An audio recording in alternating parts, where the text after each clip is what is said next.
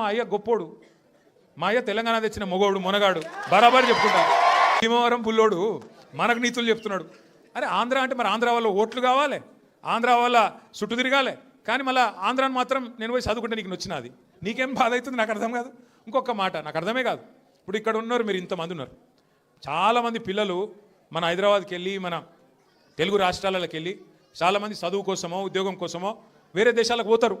America పోతారు, London పోతారు, Australia పోతారు, ఇంకొకడికి పోతారు. ఆ దేశాలలో ఇళ్ళలో నౌకర్లు ఉండరు కదా. ఆ దేశాలలో ఏం చేయాలి? మనది మనమే పని చేసుకోవాలి, మన బట్టలు మనమే ఉతుక్కోవాలి, మన వంట మనమే వాడుకోవాలి, మన టాయిలెట్ మనమే క్లీన్ చేసుకోవాలి. ఈ పిచ్చోనికా ఏం తెలియదు, చదువుకున్న బాబా అయితేనేమో తెలుస్తుండే. ఇక మాట్లాడతాడు ఏమంటాడు, వీడు ఇప్పటికీ అమెరికాలో బాత్రూమ్లు కడుగుతూనే అంటున్నాను. అరే అమెరికాలో నా బాత్రూమ్ నేను కడుక్కున్నా, నీకేం వచ్చిందిరా భయ్, నాకు అర్థం కాదు.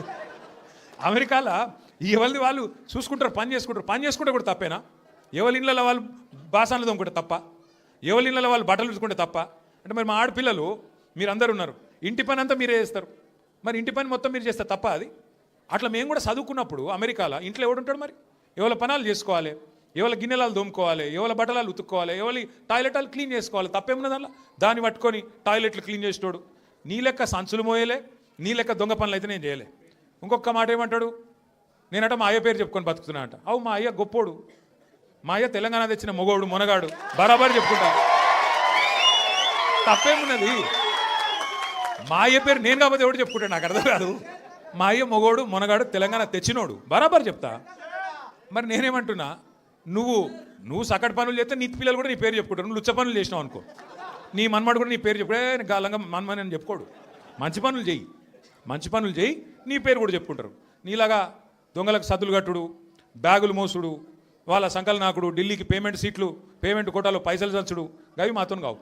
కొట్లాడతాం, మొగాళ్ళలాగా కొట్లాడతాం, మునగాళ్ళలాగానే బతుకుతాం, తెలంగాణ పౌరుషంతో బతుకుతాం. నీలాగా బతుకం, ఢిల్లీకి గులాముల లెక్క మాత్రం బతుకం. ఢిల్లీకి సంచులు మోసుకుంటా, ఢిల్లీలో పోయి బీజేపీలతో రాసుకొని పోసుకొని తిరుక్కుంటా, జడ్జీల కాళ్ళు పట్టుకుంటా, అయ్యో నన్ను కేసుల లోపల నుక్కకుర్రి అని చెప్పి డైవులు కొట్టుకుంటా గా బతుకు అవసరం లేదు. బతికిన నాళ్ళు దర్జాగా బతుకుతాం, చచ్చినప్పుడు కూడా రాయలుగా చచ్చిపోతాం. అంతేగాని ఇట్లా చిల్లర పనులు చేయం. మీకు దయచేసి నేను ఒకటే కోరుతున్నా, ఆయన మళ్ళా అంటుండు కేసీఆర్ నట ముఖ్యమంత్రి కానియాడంట. నేను కూడా మీ అందరికి ఒకటే చెప్తున్నా, మీ అందరి దయ ఉంటే, మీ అందరి ఆశీర్వాదం ఉంటే ఖచ్చితంగా కేసీఆర్ సంగతి ఇడిచిపెట్టు, నిన్ను కొడంగల్లో కూడా మళ్ళీ గెలవనీయకుండా చేసే బాధ్యత మాది. నిన్ను కొడంగల్లో మళ్ళీ గెలవనీయకుండా మళ్ళీ అసెంబ్లీకి రానియకుండా చేసే బాధ్యత పార్టీగా మేమందరం, ప్రజలుగా మేమందరం తీసుకుంటాం.